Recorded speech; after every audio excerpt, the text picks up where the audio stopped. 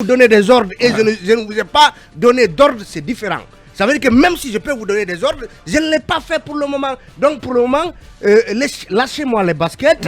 Mes gars de Ouaga, mes gars de Bamako, mes gars de Conakry, je ne leur ai pas imposé de délai pour le moment. Oui, mais de quel droit? De quel droit il s'exprime? C'est la question que nous posons. Il s'exprime pour dire je n'ai pas de... Vous voyez un peu quelque part, ça me laisse penser que, vous savez bien, Alpha Condé, il avait un certain ascendant sur IBK qui était un peu... Sur IBK et Kaboré. Ouais. Oui, c'est ce que je dis. Ouais. IBK et Kaboré. Donc, finalement, peut-être que Ouattara, Alpha n'étant plus là, finalement a une sorte d'influence, il a pris sa place, affirmée sur la Guinée, le Mali et le Burkina, où ce sont des pouvoirs justement militaires qui règnent. Donc les trois pushistes, c'est peut-être les poulains de Ado.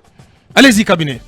Sur cette sortie du président ivoirien. Alors je pense qu'il y a un super rôle d'influence qui se passe et Alassane le fait dans le choix même des mots. Quand il parle quasiment à son nom, lorsqu'il dit je n'ai pas imposé de durée aux Maliens, aux Guinéens, encore moins aux Burkinabés, on a l'impression qu'il se substitue en réalité à la CEDEAO. Il appartenait à la CEDEAO plutôt de tenir un propos comme ça. Moi j'aurais bien compris par exemple qu'ils disent nous n'avons pas imposé. Mais lorsqu'il parle ainsi, il se substitue quasiment à la CEDEAO, mais aussi il fait passer un message qui consiste à dire qu'il est l'un de ceux-là qui décident aujourd'hui au sein de la CEDEAO. Au sein de la CEDEAO. Je suis d'accord. Il y a un jeu d'influence. Et je comprends bien quand il dit... Parce que ce sont des propos assez assumés. Absolument. De la part d'Iado. Exactement. Et vous voyez, c'est un peu dans le continuum de ce qui s'est passé récemment. Je crois qu'il y a eu un audio qui a fuité où il aurait eu des échanges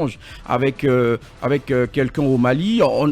Pour le moment, on ne sait pas exactement est-ce que ces audios-là sont authentifiés. Mais si cet audio-là est vrai, c'est que Ouattara aujourd'hui est celui qui décide en réalité au sein de la CEDEAO. Et on comprend bien...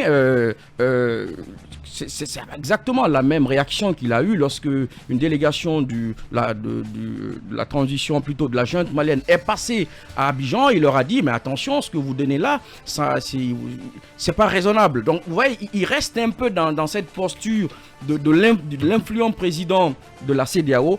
Et comme Talibé l'a dit, moi je pense plutôt qu'il ne se porte pas comme un parrain de la junte.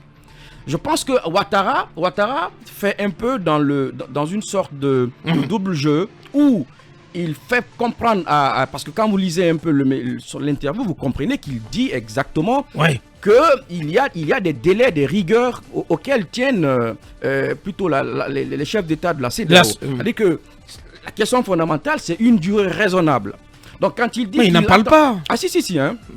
Si, par exemple, pour ce qui est du Mali, il le dit en substance. Il dit que oui, qu'ils ont décidé ainsi et qu'ils attendent un calendrier raisonnable. Il y a une phrase, il dit, pour terminer, il dit, nous leur disons seulement que la charte de la CEDEAO a des contraintes qu'il faut respecter. Cabinet, moi je suis d'accord avec toi, mais Ouattara, en termes de délai, n'avait pas à dire autre chose que les 6 mois que la CEDEAO c'est ce qui est contradictoire en fait. C'est ce qui est contradictoire. Pour le cas guinéen, le délai de 6 mois, mais il n'existe plus, Talibé. Non, ce délai, il n'existe plus. Il est réitéré. Non, mais attendez quand même.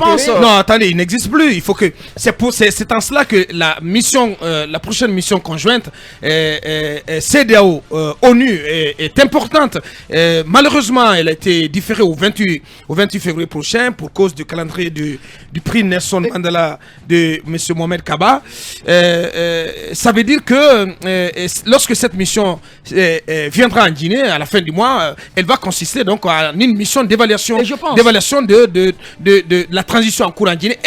Et on espère que au terme de cette mission, qu'au niveau de la CEDEAO, on essaiera de porter de nouveaux besicles pour regarder autrement la conduite de la transition guinéenne. Et je crois que Ouattara, quand il dit qu'il faut rester dans le cadre un peu de la CEDEAO, des rigueurs de la CEDEAO, c'est qu'il comprend aujourd'hui que le délai de 6 mois est irréaliste, ce n'est plus possible. On ne peut pas organiser parce que pour le moment, en termes d'action forte allant dans le sens du retour à l'ordre constitutionnel, nous n'avons que le que la mise en place du CNT. Donc il fait dans le réalisme, et tout en restant, de mon point de vue, vers la fin de son interview, il va un peu, il reste là dans le cadre un peu de la CEDEAO en disant attention, nous avons des rigueurs et celles-ci doivent être respectées. Merci. Allez-y, monsieur Nord-Sud.